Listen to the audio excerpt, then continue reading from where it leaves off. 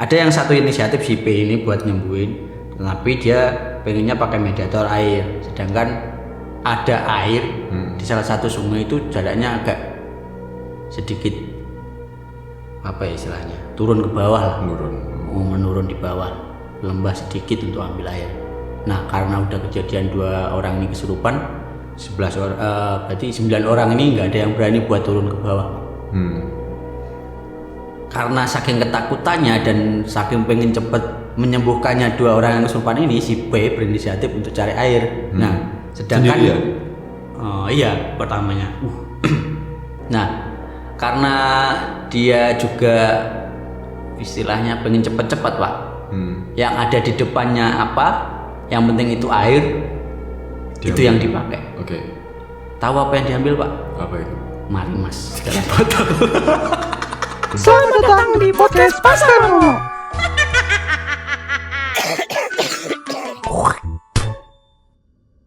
Halo teman-teman, selamat datang di Podcast Pasar Momo episode ke berapa nih? Ke-14.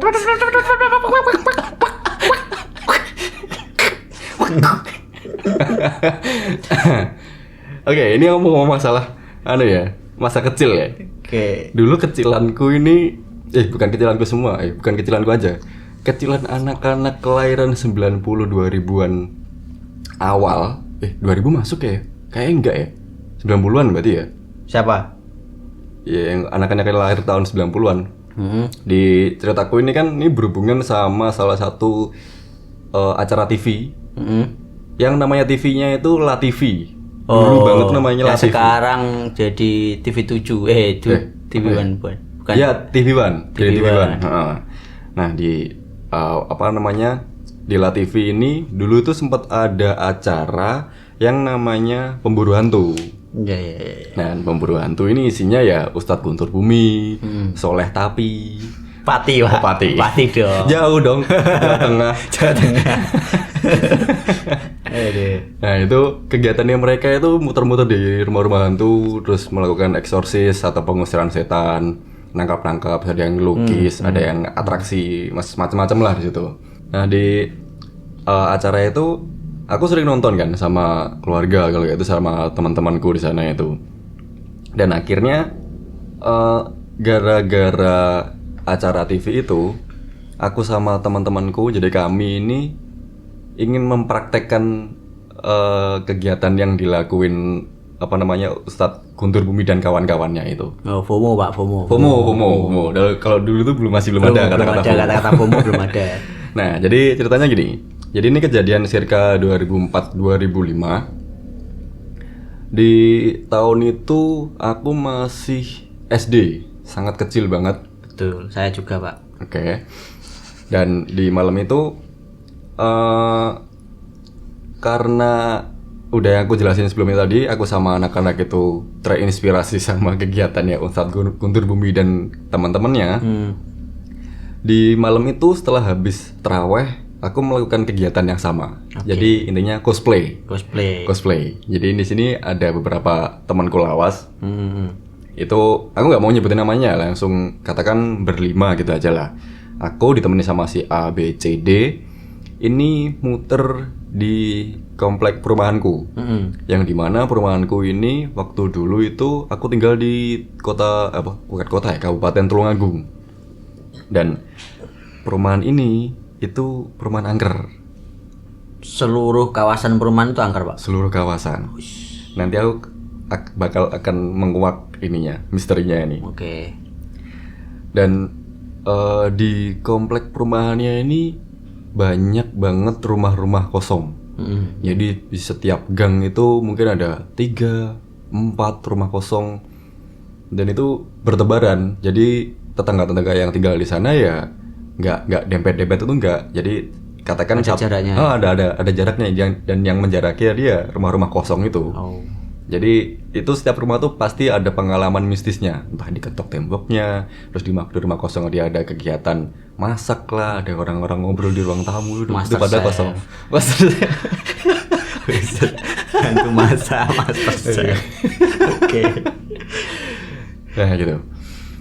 Dan itu setelah kami muter-muter komplek nyari target utama. Jadi kan aku sama teman-teman butuh bangunan kosong buat dijadiin tempat syuting, katakan gitu. Iya.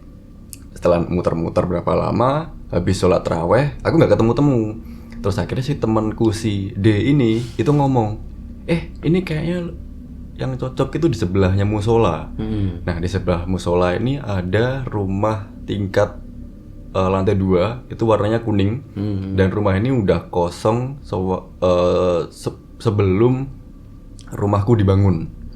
Jadi nggak tahu nih ini kosongnya berapa tahun, itu aku nggak pernah tahu sampai sekarang.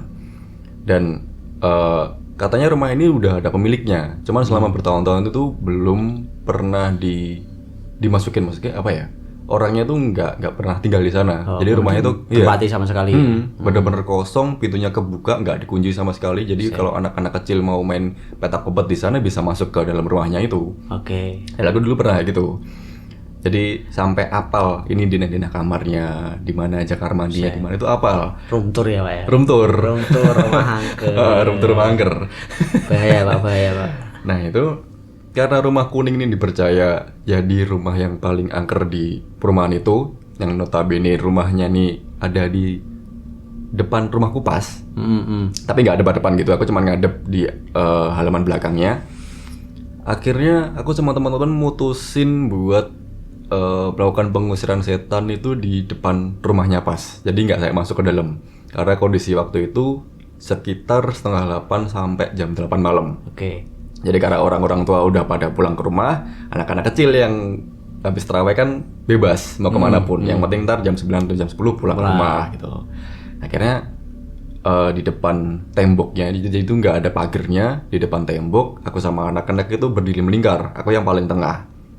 Akhirnya aku sebagai komando memberikan komando ke teman-teman, sebagai leader ngomong ke anak-anak, yuk kita baca doa sekarang. Kamu jaga sini, kamu berdiri di sini, aku gini. Oke gitu kan.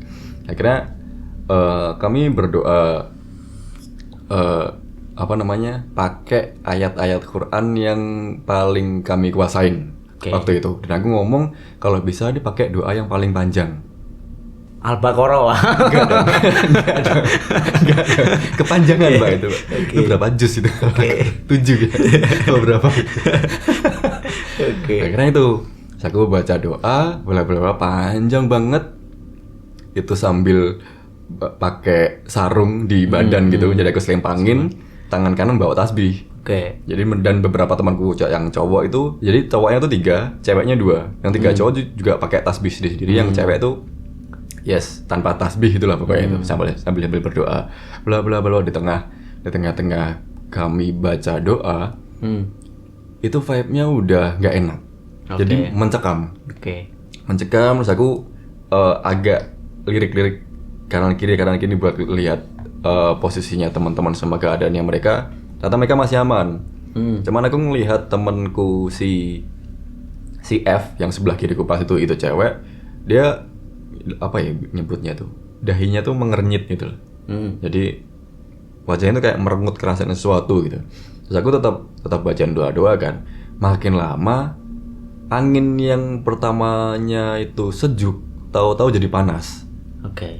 Panas banget. Jadi yang aku cuman pakai kolor, pakai kaos itu udah ngerasa gerah. Terus akhirnya aku ngelirik lagi ke anak-anak, ke kanan kiri. Aku ngelihat si D. Jadi si D ini ada 2. D1 sama D2. Nah, D1 yang paling tua ini itu mukanya tegang. Jadi dia ngelihat ke arah balkon yang ada di atasnya kami itu, wajahnya tegang.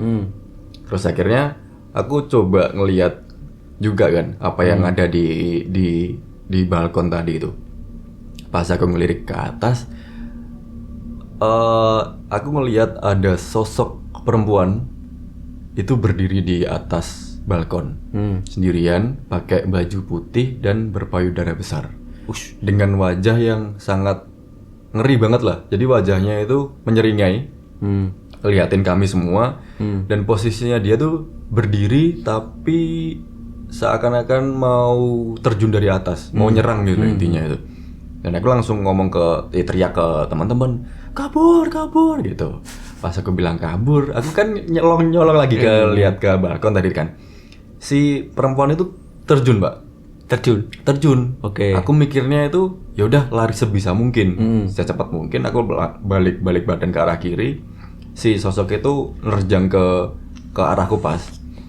Jadi aku langsung jungkel. Brak di atas paving gitu. Sakit. jungkel. Itu di area dada sampai ke pusar itu sakit semuanya. Rasa panas sampai batuk sama anak-anak juga disembuhin, sempat dibacain doa-doa sama si D2. Itu akhirnya sampai enakan dan pas udah mulai tenang, ya nih aku digotong sama beberapa temanku. Masihku teman yang sisa, ya beberapa sisanya itu udah pulang duluan karena kondisinya nggak kondusif tadi. Karena aku dibawa masuk ke teras itu baru ditenangin, dikasih air sama anak-anak. Dan gara-gara itu akhirnya jadi trauma buat aku sendiri untuk tidak melakukan kegiatan yang sama untuk kedua kalinya. Yang awalnya pengen niruin Gus Guntur Bumi Soleh Pati. Niatnya memburu setan, mengusir setan, malah kita yang disir. Betul, kan diburu. Gantian. Astaga. Tapi menariknya dari sekian ceritamu tadi, begitu detailnya diceritakan bahwa sosok yang pertama kali muncul ada cewek. Kenapa yang di highlight payudaranya yang besar, Pak? Karena itu ikonik, Pak.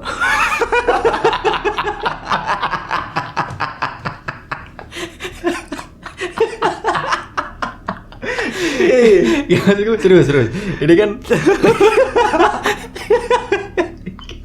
soalnya dari tadi kan saya dengerin, oke, ya ritual seperti biasa baca doa, pemburu hantu, pengen ngusir hantu. Tapi setelah munculnya sosok cewek ini, yang Anda jelaskan adalah sosok cewek berpayudara besar. Itu kenapa harus di highlight, Pak? Dari mana ikonnya? soalnya ikonik. Maksudku ikonik itu nggak semua hantu punya payudara besar. Oke. Karena masih lucu aja.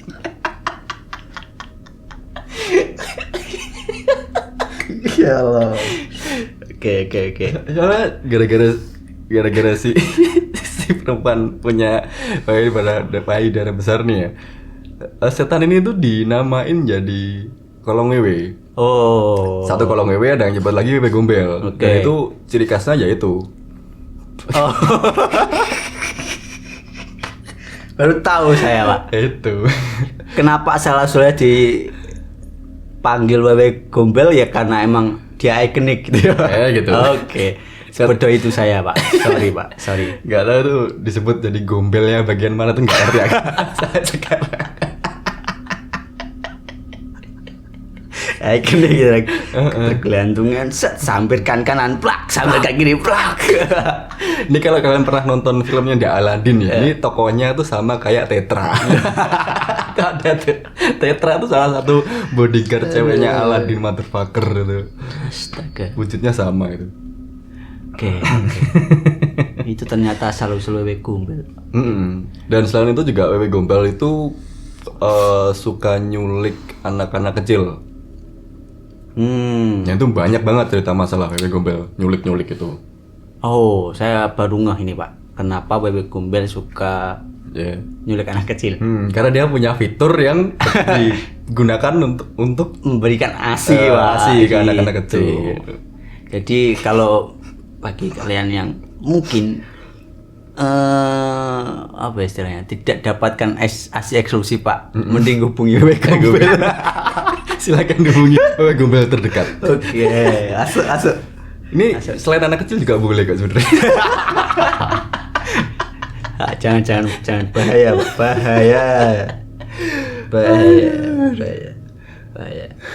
bahayanya kalau nanti semua pakai ASI itu jadi saudara, Pak.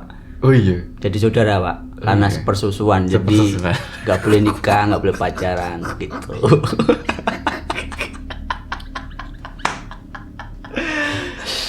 Oke. Oke. Kacau. Gombel yang ikonik. Aduh. Tapi jumlahnya tetap 2 kan, Pak? Tetap 2 ya. Tetap. Itu ori, Pak. Saya kira ada satu lagi yang di atas kayak Squidward tambah. Gak ada. Jadi 3 wewe gombel. Ngomongin soal wewe gombel yang disukai karena postur tubuhnya yang ikonik, pasti disukai sama mas-mas kan? Ya. Ini ada yang Bapak juga.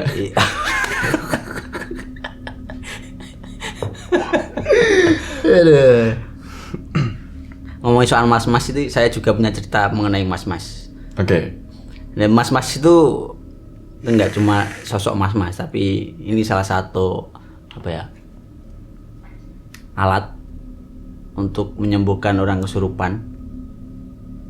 Alat untuk menyembuhkan orang kesurupan. Namanya marimas.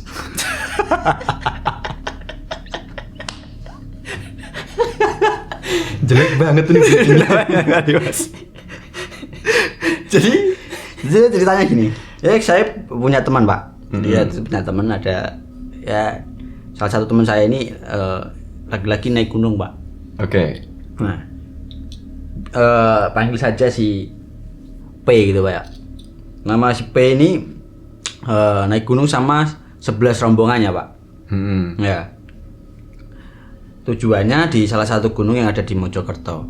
Nah, karena dasarnya mereka ini 11 orang ini kan ya pecinta alam, saya kata pecinta alam atau suka naik gunung. Nah, mereka ber-11 ini berinisiatif untuk membuka jalur baru. Oke. Membuka jalur baru di gunung tersebut. Nah, 11 orang. Tapi syaratnya di sana harus bawa arkamsi, Pak. Harus ngajak arkamsi, orang-orang sekitar. Oke. Buat jadi tour guide atau enggak gitu porter yang bawain barang-barang mereka. Karena takutnya kalau buka jalur baru mereka nggak ngerti seluk-beluknya gunung itu. Nah, gitu, Pak. Nah, ada salah satu syarat yang diwajibkan untuk naik gunung itu kalau membuka jalur baru di gunung tersebut. Nah, syaratnya adalah bawa sajet. Itu harus ya? Ya, menurut keterangan si P seperti itu, Pak, waktu kejadian itu. Oke. Ya, jadi tour guide yang naik gunung atau porter yang mereka ajak untuk membuka jalur baru itu mewajibkan rombongan ber-11 ini untuk membawa sesaji. Nah, itu, Pak. Oke. Nah, salah satu kejadian aneh yang menurut ditemui adalah mereka itu yang awalnya naik gunung karena membuka jalur baru, Pak. Naik gunung itu menemukan 3 sungai, tapi ternyata nanti setelah mereka turun hanya menemukan 1 sungai aja, Pak. Padahal di setiap mereka melangkah, setiap pertigaan atau persimpangan yang ada, mereka selalu menandai. Nah, itu salah satu teknik naik gunung. Oh, yang pakai tali. Tali, nah, pakai tali, ditandai pakai tali. Nah, ternyata waktu turun katanya dia hanya menjumpai 1 sungai saja, Pak. Padahal jalurnya yang mereka lewati jalur yang sama. Oke. Nah, dari cerita itu katanya mereka menemukan merasakan sekaligus menemukan hal-hal yang tidak diinginkan, Pak, di sana. Oh, apa aja itu? Ya, kayak dijumpai teh poci kayak gitu. Kotak gitu. Kotak. Pocong maksudnya, Pak, pocong terus ada lagi kuntilanak sama gunung plecek itu apa ya kalau ini gundul. Nah, yang dia jatuh terus kalau orang Jawa tuh pasti tahu gundul plecek ini. Ya, cuman kalau orang yang Jawa Baratan ke sana itu gundul pringis. Gundul pringis. Nah, 3 sosok itu yang mereka jumpai pada saat pendakian, Pak. Nah, kronologinya seperti ini. Setelah mereka naik di satu puncak bayangan, di beberapa gunung kan ada puncak bayangan tuh, Pak. Jadi biasanya puncak bayangan itu untuk ngecamp. Saya nggak berani menyebutkan nama puncaknya karena ketika saya sebutkan puncaknya, para pendaki gunung udah tahu ini di gunung mana. Oh, berarti salah satu gunung terkenal di Mojokerto. Seperti di mana disebutin? Mojokerto banyak gunungnya, Pak, soalnya. Oh iya. Iya, ada beberapa gunung. Nah, gitu. Nah, saat di situ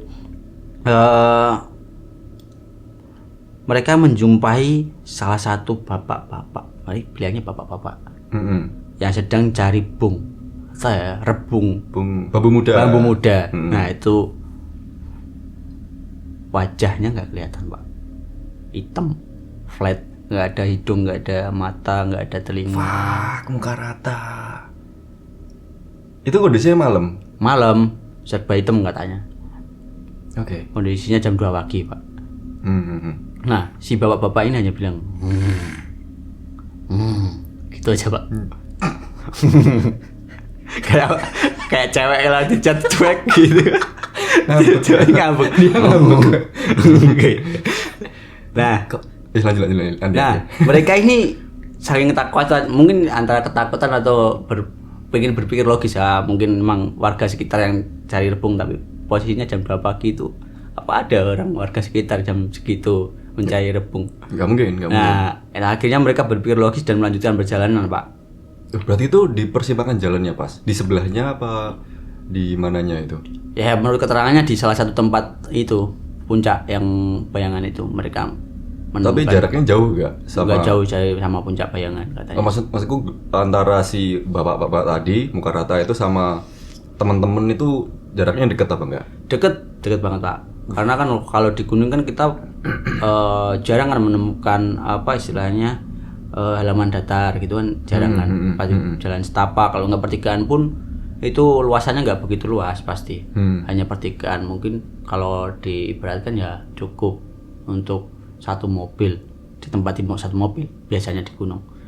Kalau bisa dibayangkan. Nah, jadi segitu dekatnya kan. Nah, setibanya di puncak Bayangan itu, mereka kan buka jalur, seperti yang saya katakan tadi, buka jalur. Waktu di Padang Ilalang, setelah puncak Bayangan, mereka apa istilahnya babati itu, memotong ya, memotong Padang Ilalang kayak gitu. Nah, setelah dipotong tiba-tiba ada kejatuhan mereka itu, kejatuhan tawon itu. Wah! Setelah tawonnya jatuh mengenai 2 dari 11 orang itu, sekaligus dua-duanya kesurupan, Pak. Langsung seketika itu. Itu di situ ada pohon apa enggak yang buat jadi sarang tawonnya tadi? Enggak ngerti, Pak. Tapi kalau logika Padang Ilalang nggak ada pohon sama sekali. Iya, bersih harusnya. Ya. Ekologinya itu nggak ada pohon. Itu Pak anehnya. Karena kan kalau di Padang Ilalang itu kan nggak ada pohon kan. Logikanya. Masa dibandem, dilempar gitu? Itu mungkin Pak. Bisa saja terjadi. Tapi tinggal jatuhnya ini vertikal apa agak horizontal gitu? Nah itu yang kurang ngerti Pak. Oke. Kalau itu horizontal ya mungkin ada pesawat menjatuhkan tawon atau kita nggak tahu. Kalaupun itu horizontal, melemparnya dari mana Pak? Dari area Padang Ilalang yang di gunung setahu saya itu kan terbuka ya, maksudnya nggak begitu banyak pepohonan. Harusnya mereka tahu kalau di sekitaran mereka itu ada orang lain, kalaupun itu dilempar tawon. Tapi setelah kejatuhan si tawon ini, 2 dari 11-nya itu kesurupan Pak. Nah bingung karena nggak ada yang berani. Sebenarnya dari 2 yang lain, jadi 2 orang yang lain selain kesurupan ini udah mulai resah Pak. Mereka tuh udah mulai resah gimana nih nyembuhin. Dan parahnya salah satu dari 2 itu adalah tour guide-nya. Fuck. Seorang tour guide yang Arkamsi juga. Yang harusnya kita merasa aman karena ditemani Arkamsi, di situ suasana berubah drastis. Jadi kayak mencekam gitu pasti kan. Bingung pasti kalau kita ngerasain sendiri ada tour guide yang nemenin yang harusnya mereka tahu tapi ternyata tidak. Kita kan jadi kayak mencekam dan merubah suasana kan. Iya. Nah, kesurupan, nggak ada yang tahu caranya gimana nyembuhin. Nah, ada yang satu inisiatif si P ini buat nyembuhin, tapi dia pengennya pakai mediator air, sedangkan ada air di salah satu sungai itu jaraknya agak sedikit apa ya istilahnya, turun ke bawah lah. Menurun di bawah, lembah sedikit untuk ambil air. Nah, karena udah kejadian 2 orang ini kesurupan, 11 orang, berarti 9 orang ini nggak ada yang berani buat turun ke bawah Pak.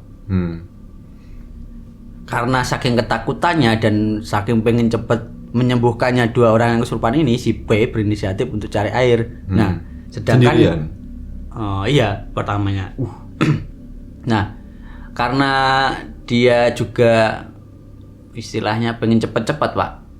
Yang ada di depannya apa, yang penting itu air, itu yang dipakai. Oke. Tahu apa yang diambil Pak? Apa itu? Marimas dalam botol.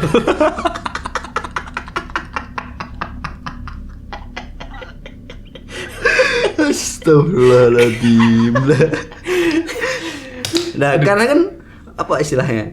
Yes, apa yang ada di depannya karena ada marimas ya itu yang diambil. Terus salah satunya kan cewek, selain yang tour guide ini cewek kan.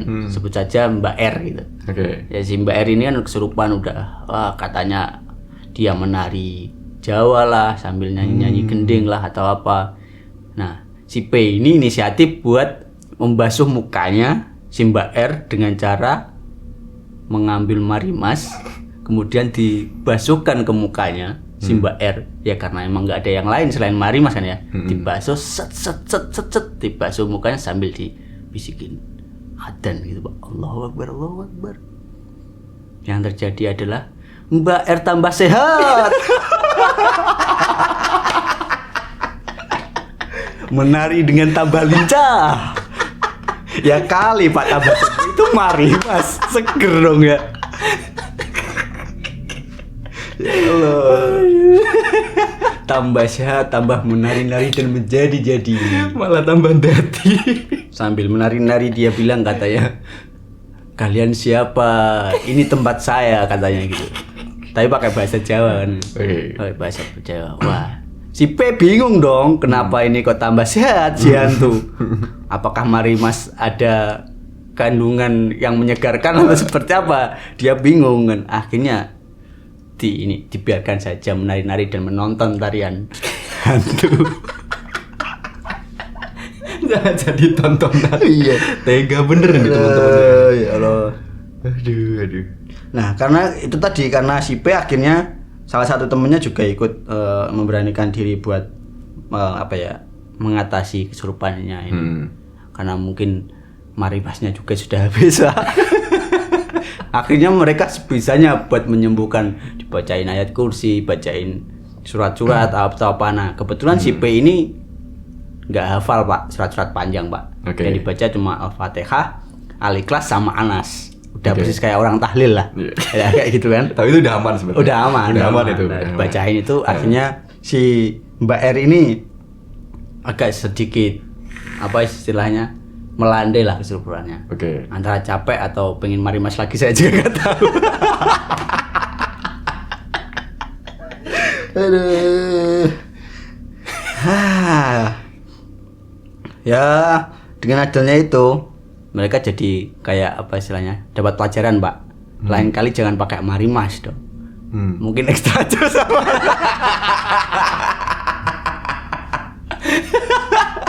Ekstra jauh sama Kratingga gitu. Malah bangun candi. Malah roso mereka. Saya ketika mendengarkan cerita itu saya juga gak habis pikir kenapa harus dikasih marimas. Astaga, ya Allah. Saya tanya, kenapa kok harus pakai marimas? Adanya itu Pak, adanya marimas. Kalau ada whisky di sana, ya mungkin whisky saya buat nyembuhin ini. Oke, masuk akal ya. Nah, dari sekian lamanya itu tadi ternyata hantunya nggak cuma merasuki ini Pak, nggak cuma merasuki 2 orang ini saja, tapi ada beberapa yang juga datang. Loh, itu pas posisinya masih kesurupan tadi? Apa? Ya, masih kesurupan terus sempat melandai kan itu. Nah, karena udah lama mereka nggak bisa nyembuhin si Mbak R dan satu tour guide ini, jadi malah mengundang beberapa makhluk astral lain seperti yang saya awal tadi bilang, ada teh poci, terus ada kuntilanak sama gundul peringis ya. Nah, itu. Nah, mungkin kedatangan mereka juga karena pengen marimas Pak. Mereka dari jauh gitu. Haus.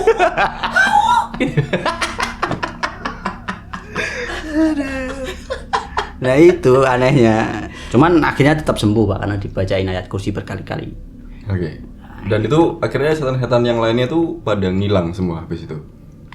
Ya. Alhamdulillah. Cuman tetap menyisakan apa ya istilahnya si psikis si Mbak R ini yang belum sepenuhnya kembali. Jadi ceritanya dia waktu turun dari puncak itu tetap kayak orang linglung, terus sering bengong atau apa. Terus sempat ada satu kejadian yang di situ di depan mereka waktu turun depan mereka ada jurang. Nah, si Mbak R ini nunjuk, di situ kayaknya enak, di situ kayaknya enak gitu, Pak. Itu pas turun tadi. Pas turun. Oke, kok bisa Jadi masih menyisakan psikis yang belum kembali kayak gitu, Pak. Nah, apa itu efek Marimas? enggak lah, enggak mungkin Marimas kayak gitu kan. Gitu ceritanya. Aduh. Tapi ini misinya mereka ini akhirnya tuntas apa enggak? Sepertinya tuntas untuk membuka jalur baru. Oke. Cuman nggak tahu sampai sekarang itu jalurnya dipakai atau enggak. Saya nggak bertanya lebih lanjut. Jadi dari awal mereka memang ditugaskan buat. Bukan ditugaskan, Oh, bukan. berinisiatif mereka. Oh alah, tak pikir dapat tugas. Oke. Mungkin buat kalian yang punya cerita-cerita apa, Pak? Yang serem. Yang serem dong. Yang serem. Dua cerita ini kan udah serem semua. Serem banget ya Allah, serem. Silakan kirim ke Emailnya momokpasar@gmail.com atau DM di Instagram. Oke, siap. Jangan lupa subrek juga akun-akunnya ini. Semua akun ada di YouTube, Mm-mm. TikTok, Facebook. Friendster gak pakai Friendster yang ada. Ya ketahuan umurnya ini. Ya itu lah. Sosmed yang mainstream dipakai ya. Apa YouTube, TikTok, Instagram. Oke, sama Spotify. Ya. Oke. Silakan ditutup dengan Marimas. Bukan, Pak. Silakan ditutup. Seperti biasa kita closing. Oke, closingnya Enak. Mari Mas itu emang nyegerin. Jadi ini tagline ya sebenarnya. Ini ada tagline iklan. Buat teman-teman yang mau ngasih iklan bisa langsung kontak-kontak aja. Betul. Gini banget iklannya.